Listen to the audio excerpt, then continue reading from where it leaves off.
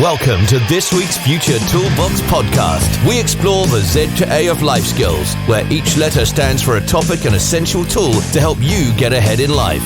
Meet Jules and Mark, creators of the multi-award-winning Future Toolbox, and enjoy their straightforward approach to creating growth mindsets that help people turn their dreams into realities. Whether you're a teen in education, a parent, a teacher, or part of a community group, start creating positive habits from today.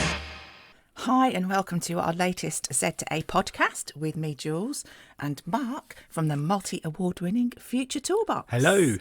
Now this is where we will pick a letter and a topic and discuss how you can use our tools to improve your own personal development and life.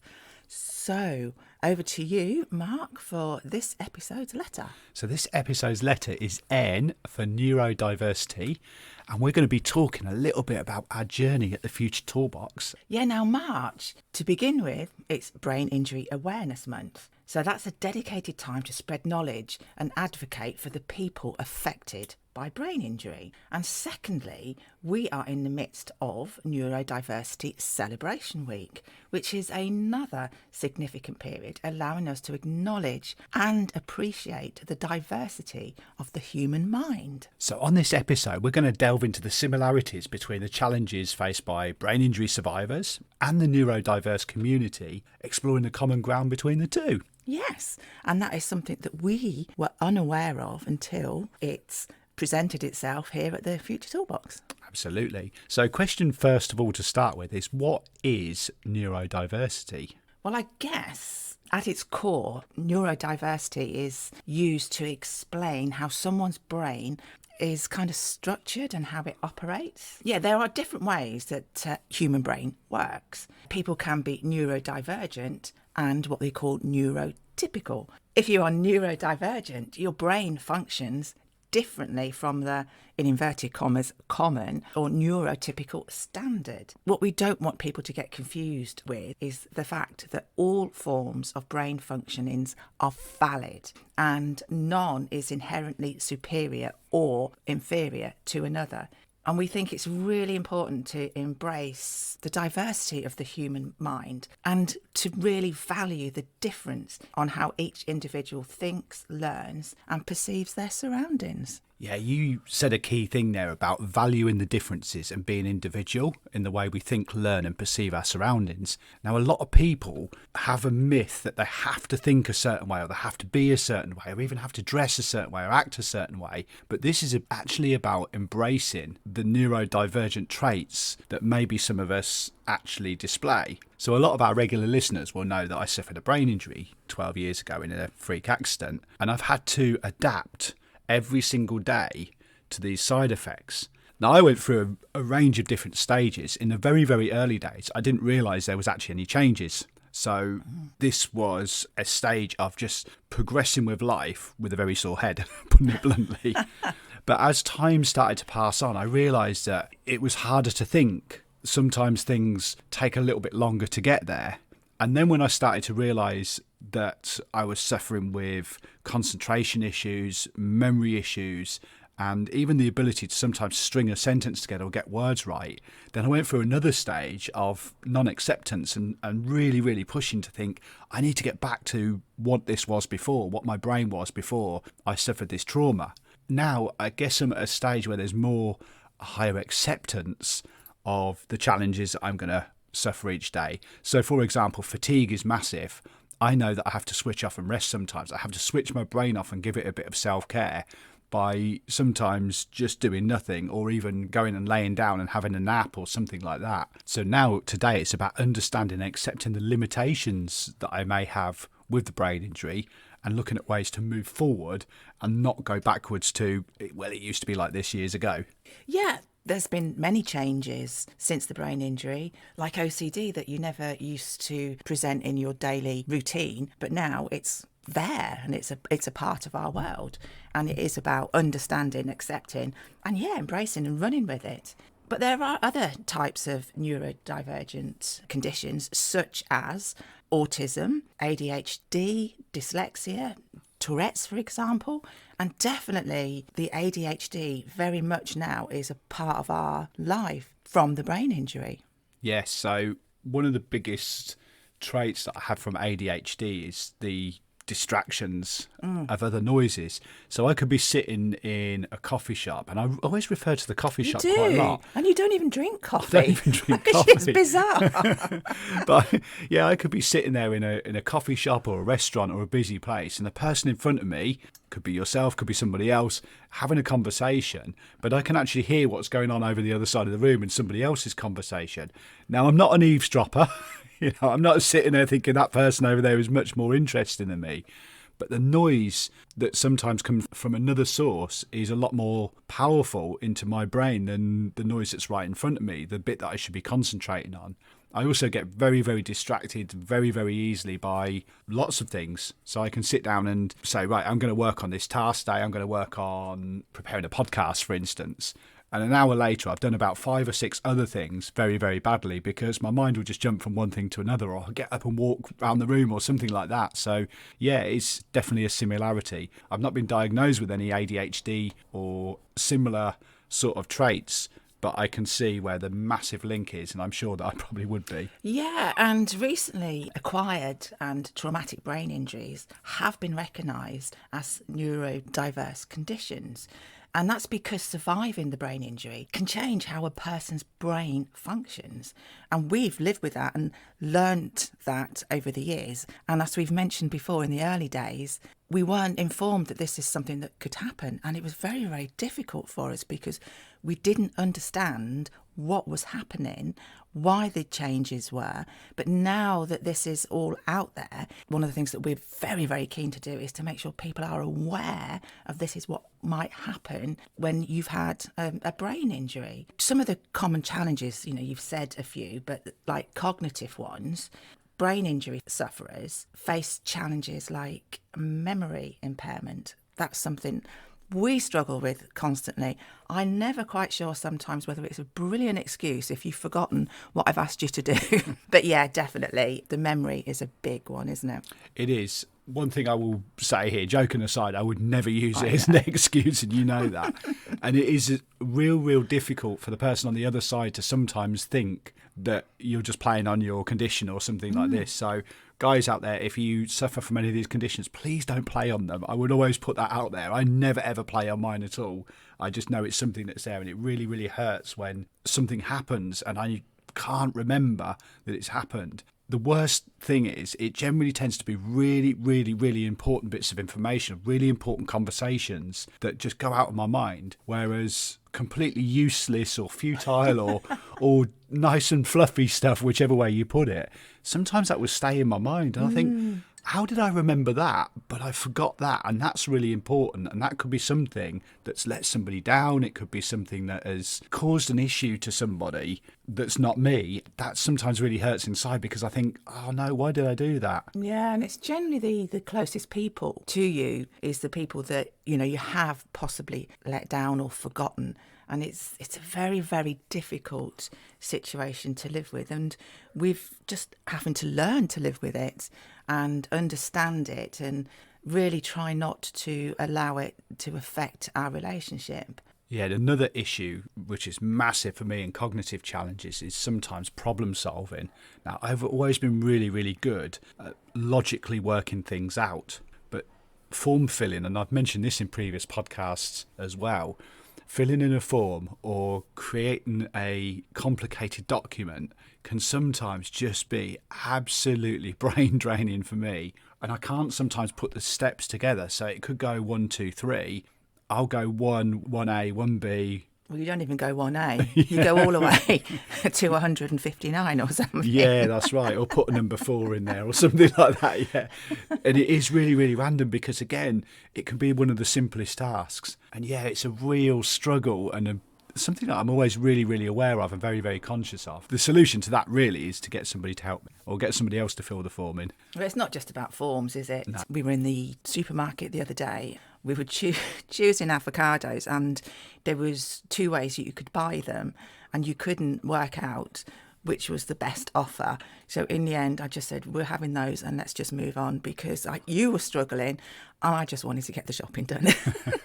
That is very true. And you actually beat me to it, because I was going to talk about tomatoes. What absolutely amazes me with supermarkets, and we were in the supermarket the other day and I counted, there was 18 different varieties of tomatoes at different prices. I couldn't decide which ones to buy. So I just do it. Yeah, so please, supermarkets out there, make it easier for neurodiverse people to be able to buy their tomatoes. But it's not just cognitive challenges that anybody with a neurodiverse condition suffers with. Sensory sensitivities, for want of a better word, and that was quite difficult to say, is something that is very, very high. So both groups can have extra sensitivity to things that you may see or hear or even touch or taste, which sometimes can be really overwhelming. Yes, I have a very high sensitivity to temperatures. So something that is very, very hot is very, very hot to me. Now, you could pick up a plate and pass it to me and I'll nearly drop the plate. I'll go, oh my goodness, this is really, really hot. And it's not at all, because my brain is perceiving it's hotter than it is. And I'm also the same with cold as well. If I feel something that's really cold, it will really hurt. It almost feels like the opposite sensation. It's burning my hands as well because it's so cold. Yeah. So yeah, definitely something that I experienced there. But I know quite a number of people that with the sensory, the touch or the taste or the texture of either clothing or even food can be really overwhelming for them, and to the point that they can't wear certain things or they can't eat things because they can't cope with the texture. So that's something to be aware of. But as well, other things, and you have this and you mentioned this, is loud noises or bright lights. They can become too intense for somebody with a brain injury or a neurodiversity condition. Yeah, as mentioned before, the coffee shop with the lots of noises going on, but also very loud noises, big bangs, yeah, and even bright lights that are sort of shining in my face, or flashing lights or strobe lights or anything like that. Yeah, they're really, really difficult. Other scenarios is social interaction difficulties that can occur. You mentioned about struggling to stay focused on conversations because you're trying to talk to somebody but you can hear something else going on. That can kind of, I guess, lead to feeling maybe it's a bit out of place or a bit uncomfortable because you can't focus. Yeah, it can be difficult to say to somebody, I'm really struggling to understand what you're saying. I had a friend say to me very recently that I thought you were being rude many years ago and just not listening to me because you were looking over my shoulder all the time or you were looking around the room.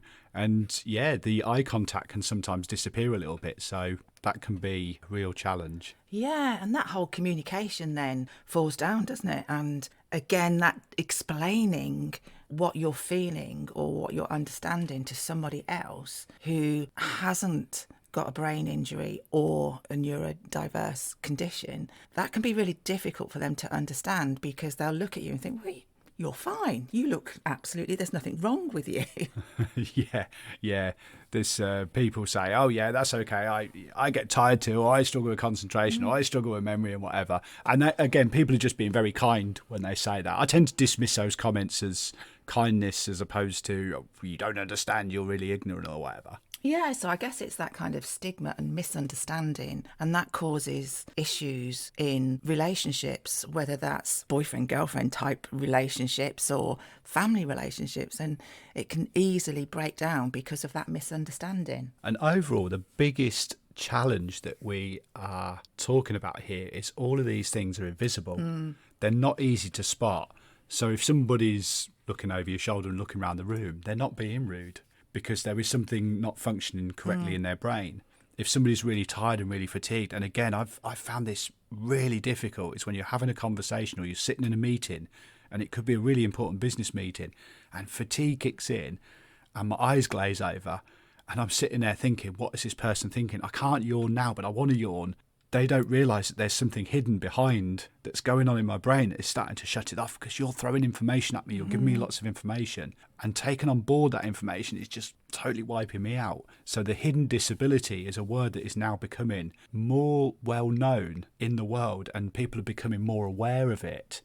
And if you can be aware of hidden disabilities and just show the empathy or the understanding to somebody who may be suffering, but maybe not confront them, because again, from my own personal point of view, I don't know that these things are happening sometimes. No. I don't know that I've completely forgotten something. If I've completely forgotten it, I have no memory of it. It's really, really hard to go, oh yeah, I remember that now, because this information has just been taken from my mind and shredded and put somewhere else because it just doesn't exist to me. Yeah. It's really, really difficult. And sometimes the behaviour, you are not aware that you're maybe doing that. For example, sometimes you don't mean to, but you stare at people. And I think you just fixate. You're not staring at them, but you're sort of gone off almost like in a little trance. And it looks like you're staring at people. And I just have to sort of hold your hand and nudge you and say, you know, you're staring at that gentleman that's sat in the corner over there. Do you not want to do that? You might get a bit freaked out. I don't want to end up in a bar fight or something like that. So there's all sorts of different things that can happen, you know, things like motor coordination. So people might struggle with balance and coordination. And a big one is emotional regulation. Again, people lose sometimes the barriers and say things that may be a little bit inappropriate, but it's accepting the fact that they're not meaning to be inappropriate. It's the way they work, and it's absolutely fine. Yeah, and again, a final personal one that I'm just going to share there is my emotions can go up and down sometimes. So if I'm challenged, I can just feel like my whole confidence can fall through the floor, or if I've done something wrong, I feel like I could just burst into tears. And that can be really, really debilitating at that moment, because all of a sudden you go into a massive defensive mode and think, I'm the worst person in the world ever. I don't want to be the bad guy anymore. I'll say it again, it's difficult to deal with.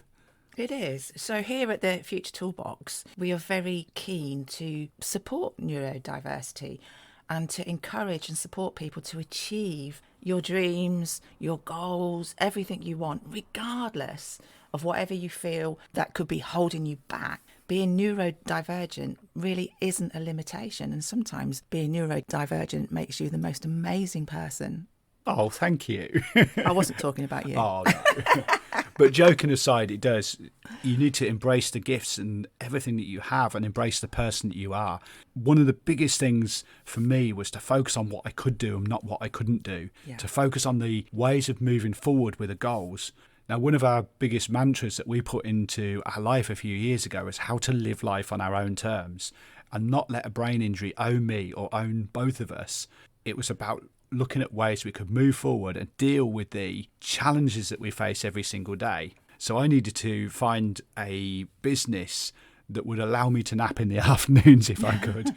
I needed to live in a place that's quiet. I needed to find things that stimulated and gave me the buzz every single day. But this wasn't about me. It's about us. It's about me and Jules creating a life balance and living life on our own terms. So look at ways to set your goals, look at ways to focus on the things that you want in life and not the things that you don't want. Now, obviously at the Future Toolbox, we have loads and loads of programs around setting goals and resilience, and even ways to make revision and study easy and fun for neurodiverse teens. So look at ways to move forward in your life. One thing that we're hugely keen on is incorporating self-care into your routine, because you need to do that. You need to look after yourself so that you can tackle life's sort of ups and downs. So we have the Future Toolbox, but the Future Toolbox has created our Brain or Shine community as well. So that's a platform that is designed to help individuals, families, friends and work colleagues understanding how to live with the life-changing effects of a traumatic injury, but these hidden disabilities that neurodiversity can present. So we have the Future Toolbox to help you with that, and the Brain or Shine as well. So I'm going to give you two websites. So our Brain or Shine for the brain injury community is simply brainorshine.com. And if you want tools for the Future Toolbox, go to our website, which is futuretoolbox.co.uk. You can also find us on social media. We are on Facebook, Instagram and TikTok. We also have a YouTube channel for both platforms, and we are on LinkedIn because we are everywhere. Irrespective of anything, remember to embrace the uniqueness of the person that you are, and we look forward to catching you in the next episode. We'll see you very soon. Bye for now.